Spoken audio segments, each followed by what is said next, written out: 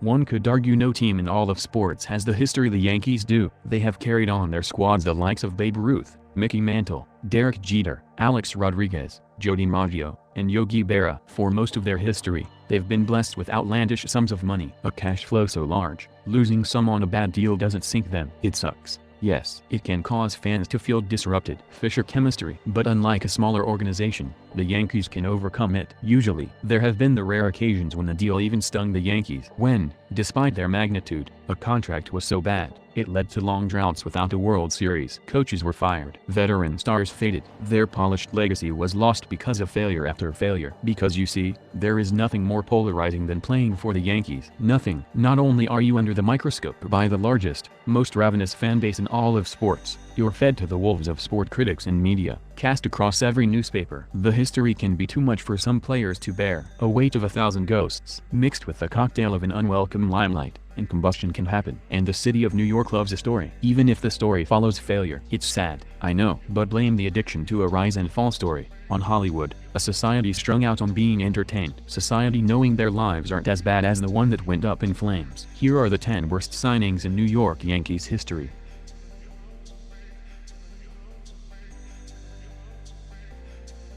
Mel Hall wasn't bad. In fact, his last 4 years in baseball, all with the Yankees, were solid, like the rest of his career. In fact, Mel Hall, though not an all-star, was known for tremendous consistency. A sure glove in left field and a left-handed bat difficult to strike out. He had above-average pop, and an ability to spray pitches all over the field. So why this list? Hall was known for his goofy aloofness, an attitude that caused friction with him and serious workhorse, Don Mattingly. You probably know Hall's many grievances by now, but let's keep this focused on strictly the sport. In 1991, the team was picked for finish close to the top in the division, but chronic complaints about Hall's drive drove wedges between players, bankrupting their chance at making the playoffs.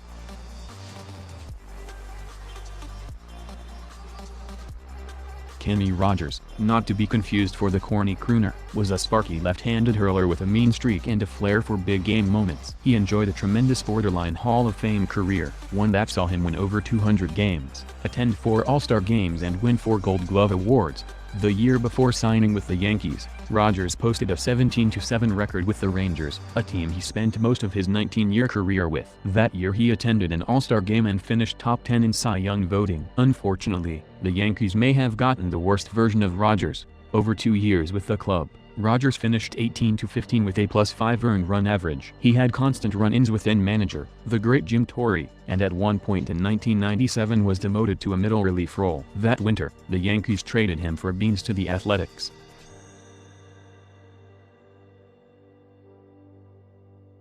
A.J. Burnett was for a long time one of the workhorse righties with an ability to eat up innings. He did so at a consistent clip, limiting the long ball with his power arm. In 2008, Burnett won 18 games for the Blue Jays, leading the league in games started and innings pitched. But what followed this campaign were 3 horrendous years that it cost the Yankees money, even when he was gone. Burnett's contract haunted the Yankees franchise. Over 3 seasons with the club he posted a 34-35 record with a 4.79 earned run average. Not bad, really, but not $80 million good, especially when you consider only one of those seasons was productive. The Yankees were able to unload Burnett with the Pirates, where he'd go on to have 3 of his best years of his career, but at a bargain, as the Yankees paid 70% of his salary the first 2 years there.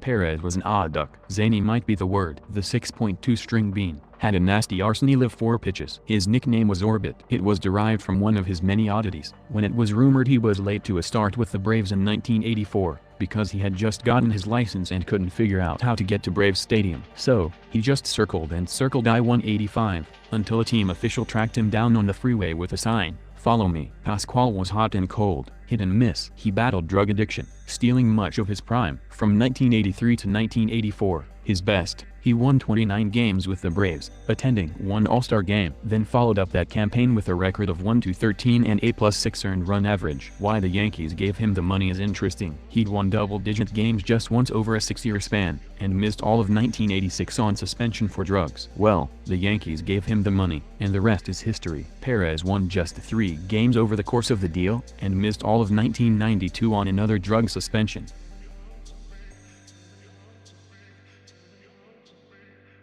The Yankees' evil empire, nickname, began after the Contreras signing. At this point in the early 2000s, they were outbidding everyone in hopes of striking it big again. After the success of fan favorite and Cuban-born Orlando Hernandez, the Yankees went out and made it happen with Contreras, a 31-year-old strong righty with a dominant mix of speeds and imposing personality on the mound.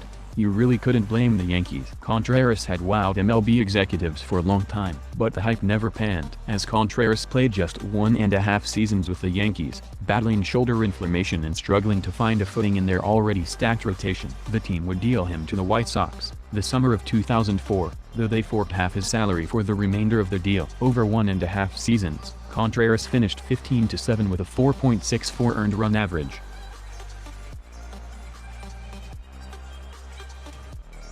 When Spike Owen signed with the Yankees the winter of 1992, the team thought they'd shored up their need for a consistent starting shortstop. In fact, at that time, the league struggled finding good shortstops. In a couple short years, the boom would begin with names like Alex Rodriguez, Derek Jeter, Nomar Garciaparra, and Miguel Tejada. But then, it was slim pickings. Owen was coming off a career year with the Expos. He won a Gold Glove, hit .269 and racked up 24 extra base hits. Little did he know, the team's future 20-year captain was around the corner, a guy in Jeter, who'd become one of the greatest Yankees of all time. But back to Owen. His career spiked. As in spiked, like sticking the ground. His 1 year with the club was so bad, they dealt him to the Angels to play out the remainder of the deal. His .234 average and sub-300 OBP, not something the Yankees had hoped for.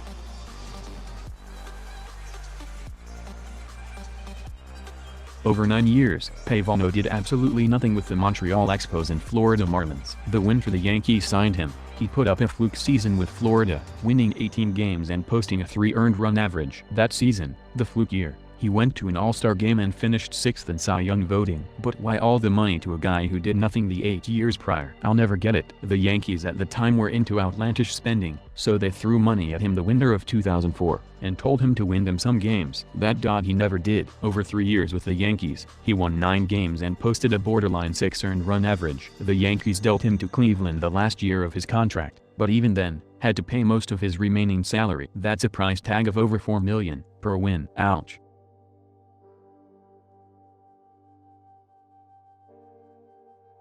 Ed Whitson, the 1980s version of Carl Pavano, except even worse, as he had been a good pitcher for most of his career. Over his first 9 years in the league, Whitson became known as a legit middle rotation guy. He racked up 60 wins, a number not incredibly strong, except that for 5 of those years, he was a middle relief pitcher. His highlights during that span include an All-Star appearance in 1980 and a career-best 14 wins in 1984 with the Padres. The thing that makes Whitson so annoying is this: though he was good, he was no ace. And despite not being an ace, he wanted near-ace dollars. So, when George Steinbrenner offered him a 3-year deal the winter of 1984, Whitson countered. He got 2 more years plus an option for another, a slight tick in cost per year and a drove of other perks. What followed? 15 wins and a 5.38 earned run average over 2 years with the team. They dealt him back to the Padres in 1986, where they'd fork 90% of his contract the remainder of the deal.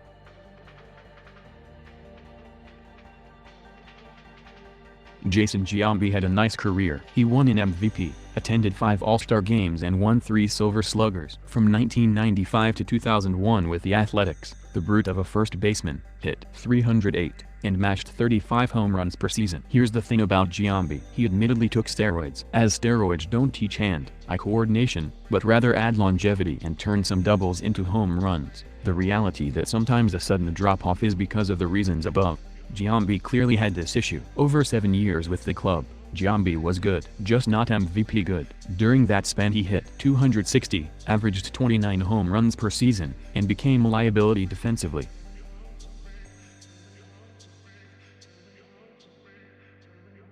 When the Yankees signed Ellsbury to a gargantuan $153 million deal, I laughed. Look, Ellsbury was good with the Red Sox, but not that good. His best years came early in his career. In 2011, the speedy outfielder hit .321 with 32 home runs and 39 stolen bases. 2 problems arose with Ellsbury early in his career: injury issues, and a drastic dip in stolen bases. Without the stolen base, he was slowly descending into an above-average bat with no pop. So, What? You know how many outfielders fit that bill? In 3 years with the Yankees, Ellsbury hit .259 with a combined 33 home runs. He's stolen an average of 26 bases a year, his WAR declining to sub-3. So bad, the team has flirted with him this season in the lower half of the lineup. Doesn't sound like a $153 million man.